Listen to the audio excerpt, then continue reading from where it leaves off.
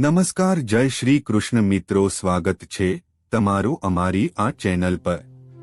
આજે આપને આ વિડીયોમાં જાણીશું ગુરુવારે રાંધણ છઠના દિવસે જે ઘરમાં રાંધવામાં આવશે, માત્ર આ એક વસ્તુ તેનું ઘર ધન દૌલતથી ભરાઈ જશે। ભલે ગમે તે થઈ જાય પણ ગુરુવારે રાંધણ છઠના દિવસે ઘરમાં આ એક વસ્તુ જરૂર બનાવવી જોઈએ, જેથી તમારું ભાગ્ય તરત જ બદલાઈ જશે।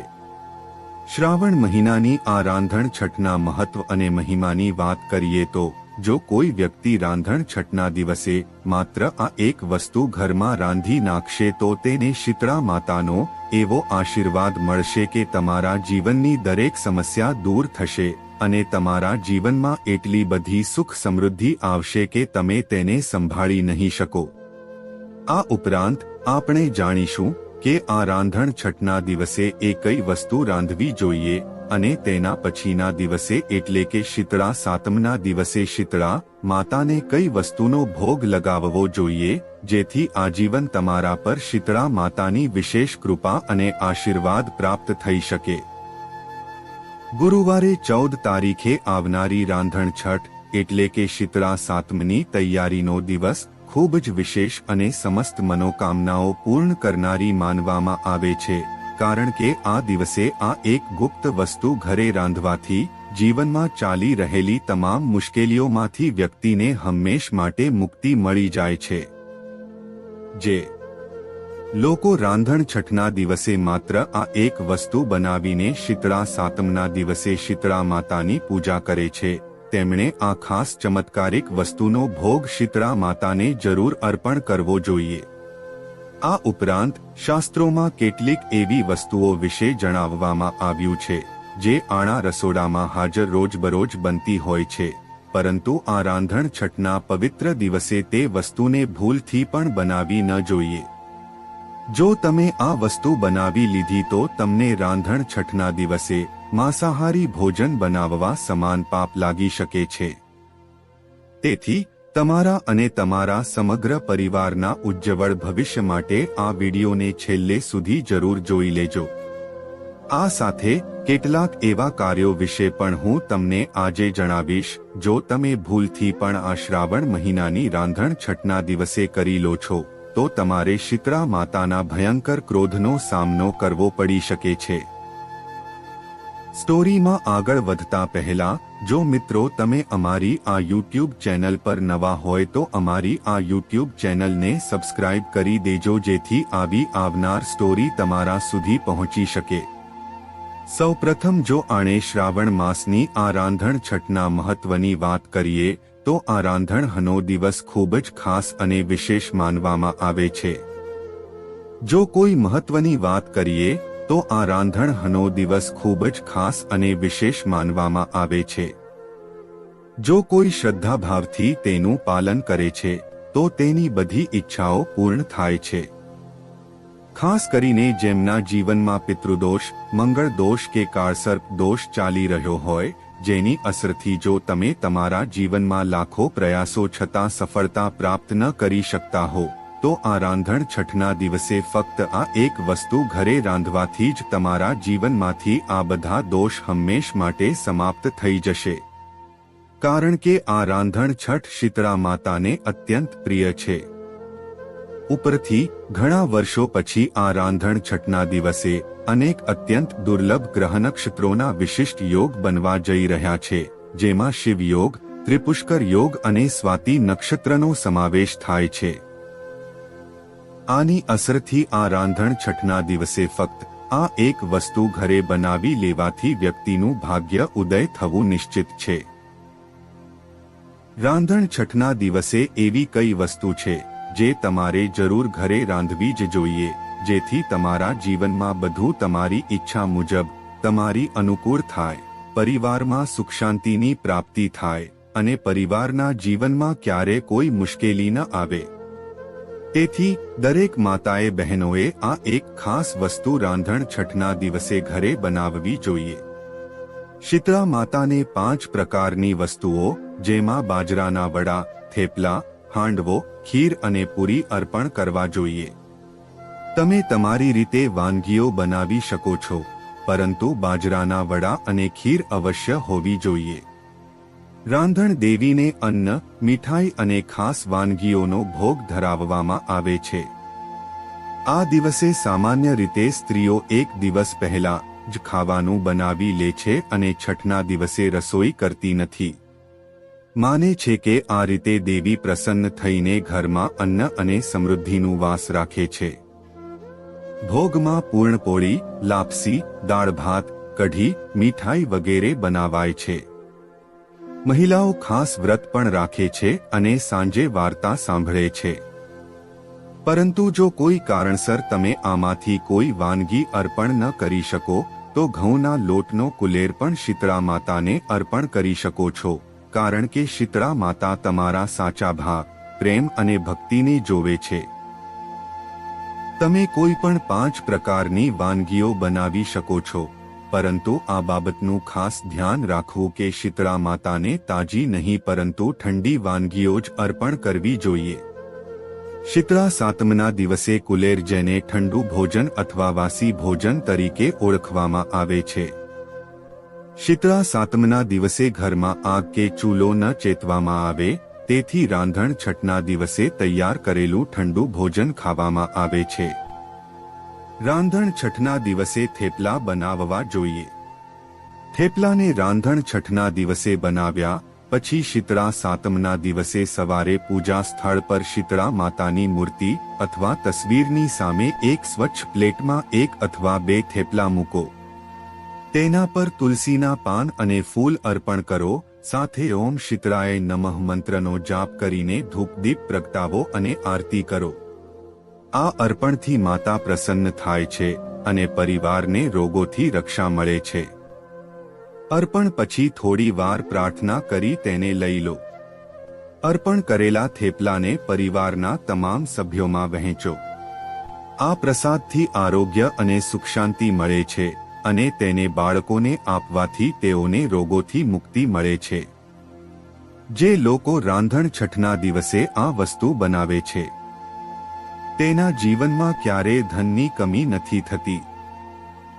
ઉપરાંત આવા લોકો જીવનમાં ક્યારેય આકસ્મિક રોગના શિકાર નથી થતા, કારણ કે શીતળા માતાને આ વસ્તુ અર્પણ કરવાથી જ વ્યક્તિના કોટી જન્મોના પાપ કર્મ તત્કાળ સમાપ્ત થઈ જાય છે.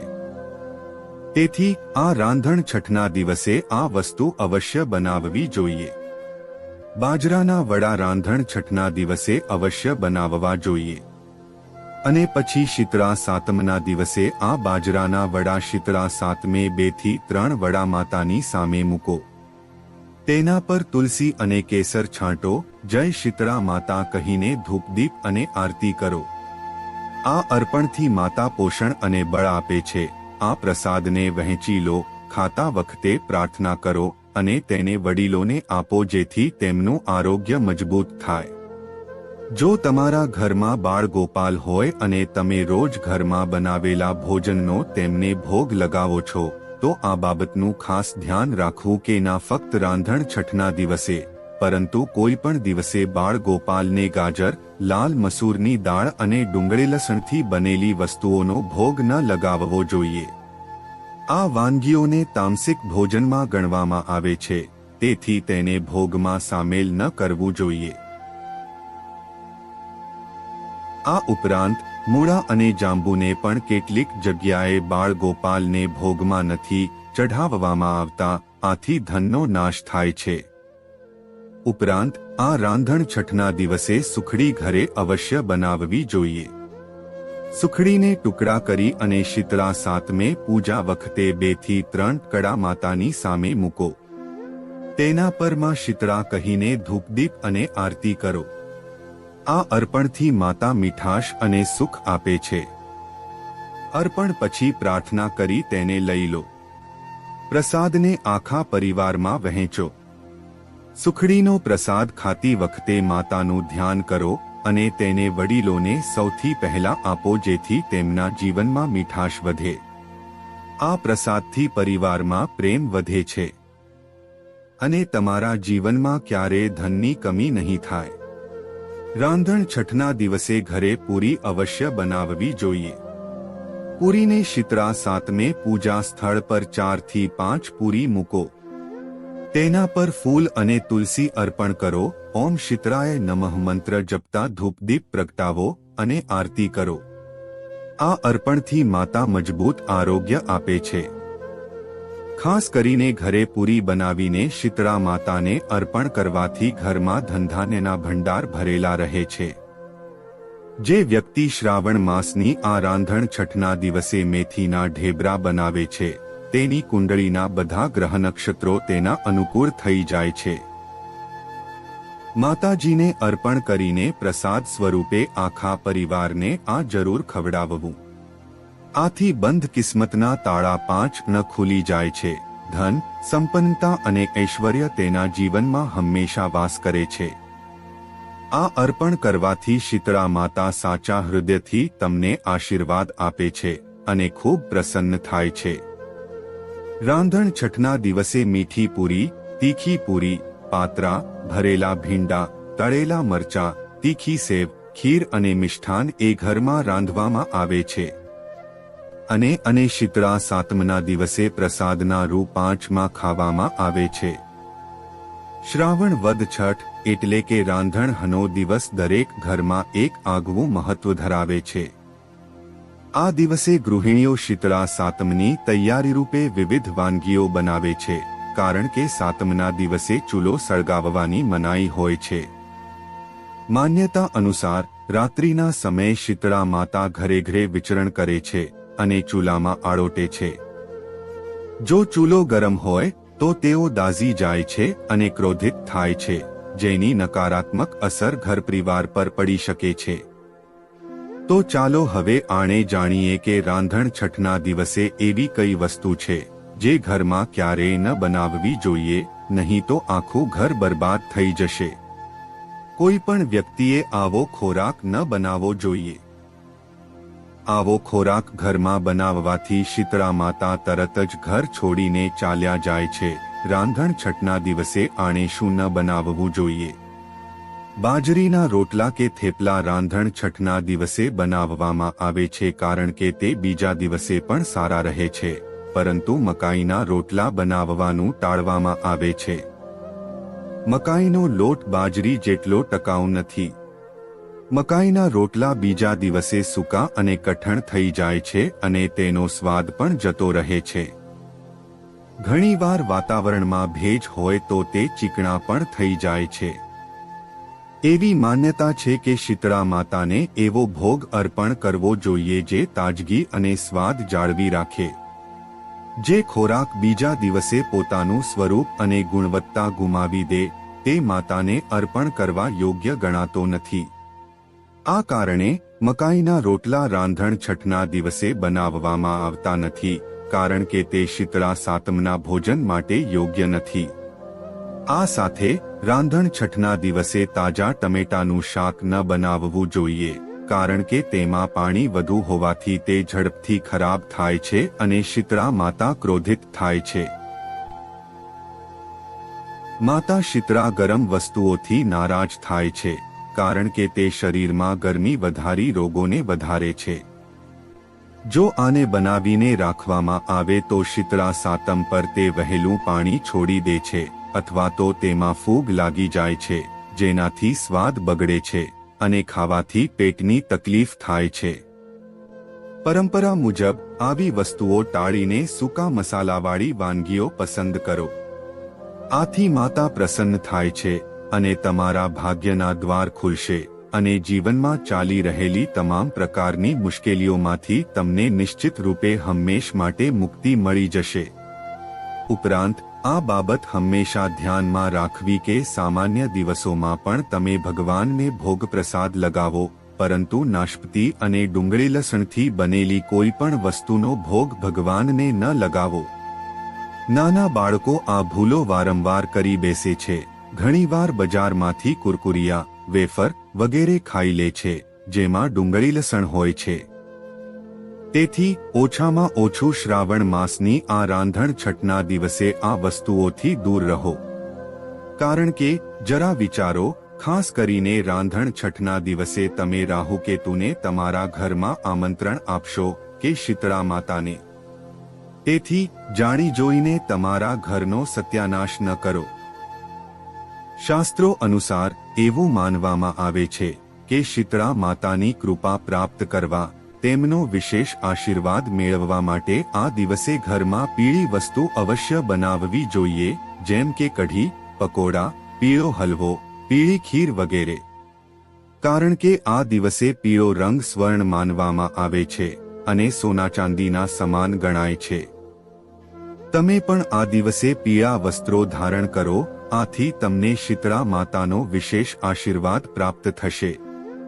એવું માનવામાં આવે છે કે આ શ્રાવણ મહિનાની રાંધણ હૈ આણે કોઈ પાસેથી ઉધાર ન લેવું જોઈએ. જો આપણે રાંધણ છઠના દિવસે જ કોઈ પાસેથી ઉધાર લઈ લઈએ તો આખું વર્ષ આણે દેવાના બોજ તળે રહેવું પડે છે. તેથી રાંધણનો તહેવાર તમે દેવામુક્ત થઈને જ ઉજવો. ઉપરાંત શાસ્ત્રોમાં એવું લખાયેલું છે કે શીતળા માતા તેના ઘરમાં જ વાસ કરે છે, જે સાચા હૃદયથી માતાજીને બોલાવે છે. શીતળા માતા માત્ર એક સાકરના ટુકડાથી પણ પ્રસન્ન થઈ જાય છે. બસ તમારા મનમાં સાચી શ્રદ્ધા હોવી જોઈએ. ભગવાન પણ કહે છે કે દેવું લઈને ધાર્મિક તીર્થયાત્રા, પર્વતહેવાર ન ઉજવવો જોઈએ, આથી ઉલટું જીવનમાં દોષ લાગે છે. તો ચાલો હવે આપણે આગળના ઉપાય તરફ આગળ વધીએ, પરંતુ તે પહેલા જો તમે આ રાંધણ છઠ અને શીતળા સાતમના દિવસે તમારા જીવનમાં શીતળા માતાની વિશેષ કૃપા પ્રાપ્ત કરવા માંગો છો, લોકમાન્યતા મુજબ હઠના દિવસે શીતળા માતાજી ઘરે ઘરે ફરે છે અને ચૂલામાં આળોટે છે. જેથી લોકો રાંધણ હઠની રાત્રે ઘરના ચૂલાની સાફસફાઈ અને પૂજા કરીને ચૂલો ઠારી દે છે. ત્યારબાદ સાતમના દિવસે હઠનું જ ઠંડુ ભોજન લેવાનું હોય છે. શીતળા સાતમના શુભ દિવસે શ્રદ્ધાળુઓ ખાસ પ્રકારે પૂજાવિધિથી સંપૂર્ણ વર્ષ માટે સુખી અને રોગમુક્ત રહેવા માટે પ્રયાસો કરે છે. હઠના દિવસે સાંજે સાતમની વિધિ અને રસોઈ બનાવવાની તૈયારીઓ શરૂ કરી દેવામાં આવે છે. હઠના દિવસે રાત્રે બધી રસોઈ પૂરી કર્યા બાદ ચૂલાને ઠારી બંધ કરી તેના પર કંકોલા તથા ફૂલની માળા, કંકુ, ચંદન, ચોખા વગેરે દ્વારા તેનું પૂજન કરવામાં આવે છે. સાતમની સવારે સાંજે બનેલી વાનગીને એક થાળમાં લઈ ઠંડુ દૂધ, જળ, ચંદન, ચોખા, કંકુ વગેરે સુગંધિત દ્રવ્યો દ્વારા શીતળા માતાની પૂજન કરવામાં આવે છે.